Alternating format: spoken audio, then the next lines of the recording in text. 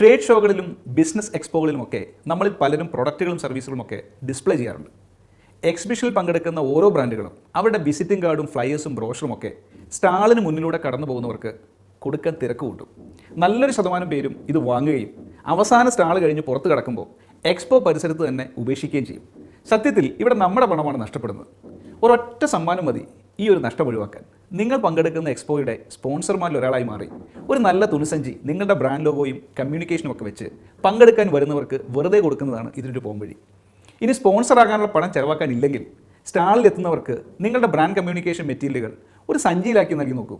നിങ്ങളുടെ ബ്രോഷുകൾ മാത്രമല്ല, മറ്റ് സ്റ്റാളുകളിൽ നിന്ന് കിട്ടുന്ന ബ്രോഷുകൾ പോലും അവർ എക്സ്പോ പരിസരത്ത് വലിച്ചെറിയാതെ നിങ്ങൾ നൽകുന്ന സഞ്ചിയിലിട്ട് വീട്ടിൽ കൊണ്ടുപോകും.